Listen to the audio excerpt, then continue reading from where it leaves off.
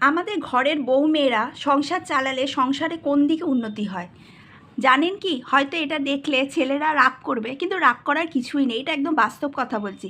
মেয়েদের হাতেই কিন্তু সংসারে টাকা পয়সা সব কিছু জমে। ছেলেরা কি জমাতে পারে না? হ্যাঁ, জমায়। বুঝদার ছেলে হলে ঠিক জমিয়ে যায়। কিন্তু ছেলেরা চট করে অত সংসারের গভীরতাটা বুঝতে পারে না, যেটা মেয়েরা বুঝতে পারে, যদি প্রকৃত মেয়েরা সংসারী হয়। আমি এই কথাটাও বলছি, যেমন প্রকৃত ছেলেরা যদি সংসারী হয়, তারা যদি মেয়েদের হাতে কোনো বাজে দিকে না টাকা খরচা করে যদি তার স্ত্রীর হাতে বা যার মায়ের হাতে যদি টাকা দেয়, তাহলে কিন্তু সে সংসারে উন্নতি হবেই হবে। দেখুন, ফার্স্টে কি, প্রথমত এগুলো একদম কটা পয়েন্ট আছে। দেখুন, একদম কটা পয়েন্ট কিন্তু আপনাদের সত্যি একদম উপকারে, কটা টিপস আছে ঘরের, একদম মানে একদম বাস্তবায়িত কথা। মেয়েরা ঘরের লক্ষ্মী বা ঘরের উন্নতি হওয়ার পথ, এটা কিন্তু সবথেকে প্রথম, যেটা আমি আগেই বললাম, মেয়েরাই একমাত্র ঘরের লক্ষ্মী, ঘরের পথ। কারণ কি বলছি, ছট করে একটা ছোট্ট কথা বলছি। আপনি একটা মেয়েকে, যারা সংসারী মেয়ে, কোনো একটা ছেলে আপনি যদি বলেন যে চলো তোমাকে আমি একটা জায়গায় নিয়ে যাচ্ছি, ঘুরতে যাব, সেখানে 6,000 টাকা খরচা হবে, ঠিক আছে? এই ভিডিও দেখে আপনারা দেখবেন আপনার স্ত্রী বা আপনার মা টাকা নষ্ট করছে কি করছে না, আপনি বুঝে যাবেন। 6,000 টাকা চলো একটা ঘুরতে নিয়ে যাবে। সে যদি বলে 6,000 টাকা ঘুরতে যাব না, কোনো একটা এমন জায়গা দেখো সেখানে 2,000 টাকার মধ্যেই খরচা হয়ে যাবে, তাহলে আমার 4,000 টাকা সেফ হচ্ছে। দেখবেন সেই জায়গা থেকেই আপনি বুঝে যাবেন যে সংসারী কি সংসারী না। আমরা সবসময় চেষ্টা করি যে বেশি জায়গার বেশি অ্যামাউন্টে বেশি খরচা না করে সে একটু ওই আনন্দটাই উপভোগ করব, কিন্তু একটু অল্প খরচার মধ্যে।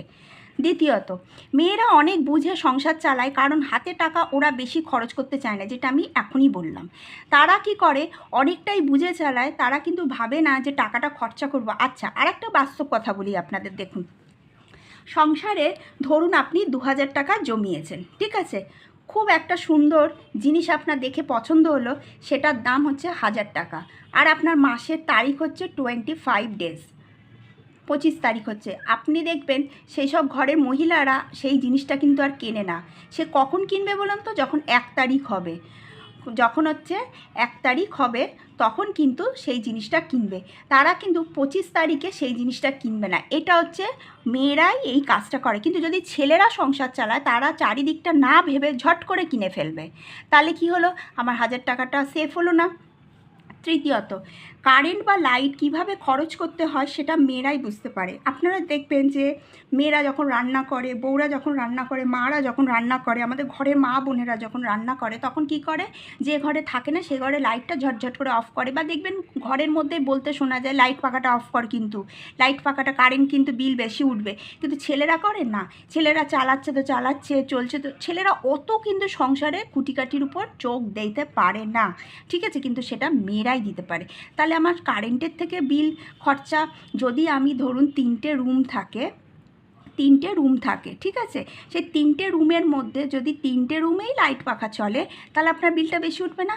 অথচ আমি একটা রুমের মধ্যে, আমার রান্না করতে গেছি একটা রুমে, তো তাড়াতাড়ি করে ঝট করে লাইট পাখা সমস্ত অফ করে দেবো, আমি রান্না করব, তারপর সমস্ত কিছু আমার অফ থাকবে। যেই সব লোকজন আত্মীয় স্বজন এসছে, হল রুম সবার থাকে, হল রুমে বসে সবাই আড্ডা মারি, আড্ডাও মারা হচ্ছে।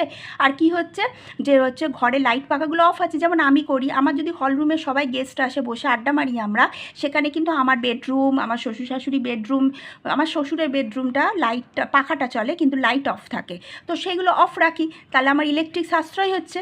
তো এইভাবে কিন্তু কিছু কিছু জিনিস টিপস ফলো করতে হবে। চতুর্থ কি, প্রতি মাসে সংসার থেকে 100 থেকে 200 টাকা পুরনো কোনো ব্যাগে রাখবেন। এটা হচ্ছে একদম পাতি বাংলা কথা বলছি, একদম বাস্তব কথা। প্রতি মাসে ফার্স্টেই দেখবেন 100 কি 200 টাকা, অনেক সময় হয় না আমাদের 50 টাকা বেঁচেছে, 10 টাকা বেঁচেছে, 20 টাকা বেঁচেছে। যেমন ধরুন আমি একটা একদম লাইভ আপনাদের দেখাচ্ছি, এই দেখুন আপনাদের দেখাচ্ছি আমার ব্যাগের মধ্যে। ও মাসে এই দেখুন আমার এখন এই 20 টাকা আছে। আমি 100 টাকা ডেলি 2 দিন পর পর বার করি, মানে আমার যেহেতু ছোটো বাচ্চা আছে। দেখবেন এই দেখুন, এক হাতে ফোন আছে, আমি একদম পুরো প্র্যাকটিক্যাল দেখা, দেখুন এই 20 টাকা, ও মাসের এই 20 টাকা, ঠিক আছে। আমি মানে খরচা করেছি, করে 20 টাকা বেঁচেছে, আমি এরকম ব্যাগের একটা কোণে ফেলে রেখে দিই। আবার এই যে 20 টাকাটা, এতে আর কিছু জুড়বে না, এই 20 টাকাটা আবার আমার এই ব্যাগেতেই থাকবে, ঠিক আছে। তাহলে হলো আমার 40 টাকা। এবার বলবেন এইটুকুনিতে কী করে, টুক করে একটুখানি বেরোচ্ছি, হট করে গাড়ি খরচা লাগছে, তখন আমি এটা বার করতে পারবো, বা ঠ্যাক টাকায় ব্যাগের মধ্যে পড়ে থাকা ভালো। তো এই প্র্যাকটিক্যালগুলো কিন্তু আমারই ভিডিওতে আপনারা পাবেন, কেউ কিন্তু এরকমভাবে কেউ দেখাবে না। আর আপনাদের দেখিয়ে দিই আমার ব্যাগের মধ্যে, এই যে আমার ছোট্ট বেবি এইটা, আর এইটা হচ্ছে আমার বাবা, এটা আমার মা।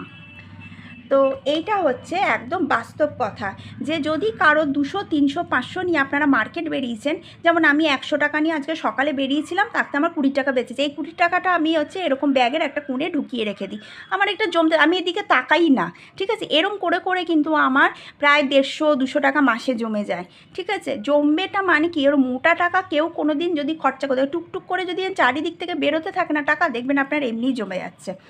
পঞ্চমত কি, প্রতি সপ্তাহে বাজার, রান্না ও লোকজনের জন্য কত খরচ হচ্ছে সেটা লক্ষ্য করা, এটা কিন্তু সবথেকে বড় ইম্পর্টেন্ট। যেমন প্রতি 1 তারিখ থেকে 7 তারিখে আমার একটা ঘরের কত টাকা খরচা হলো, আবার 7 তারিখ থেকে নিয়ে 15 তারিখ পর্যন্ত একটা ঘরের কত টাকা খরচা হলো, 15 তারিখ থেকে নিয়ে 25 তারিখ পর্যন্ত কত টাকা খরচা হলো, 25 তারিখ থেকে নিয়ে 30 তারিখ পর্যন্ত কতটা, 25 তারিখ থেকে নিয়ে 30 তারিখ পর্যন্ত কত টাকা খরচা হলো। এই একটা বাজেট কিন্তু আপনাদের মাথায় রাখতে হবে, তখন আপনারা বুঝতে পারবেন গত মাসে বেশি খরচা হয়েছে না এই মাসে বেশি খরচা হয়েছে।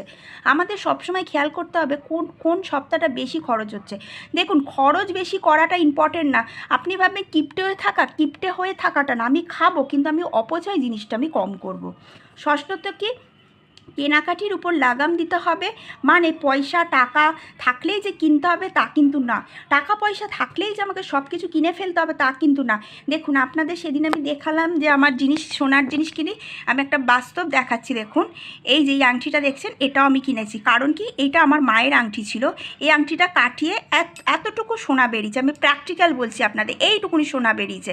এবার ওই সোনার মধ্যে আর হচ্ছে আমার কিছু সোনা জমা ছিল, তাতে আমি একটা আংটি নিলাম, আমার অনেক আছে, থাক না সোনা, তা কী আছে, ছোটো ছোটো জিনিস যদি কিনে, আমি চাইলে কি করতে পারতাম, ওই টাকাটা দিয়ে আমার কী হতো, খুব জোর হলে আমাকে কত টাকা দিত, 1000 টাকা দিত, 1000 টাকা আমি কী করতাম, ওই 1 দিন 2 দিন দেখা গেল 1000 টাকা 10 দিনেই শেষ হয়ে যেত।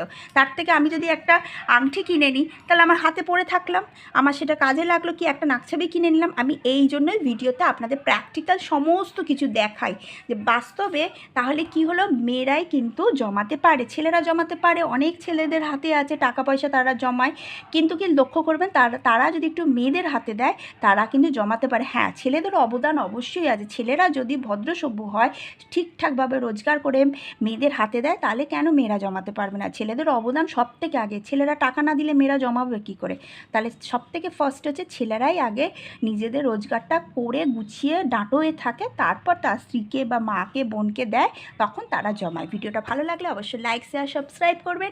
একদম প্র্যাকটিক্যাল ভিডিও আপনাদের সামনে আমি কিন্তু শেয়ার করি। আবার একটা নেক্সট ভিডিওতে, সুন্দর একটা ভিডিওতে আপনাদের সামনে আসবো।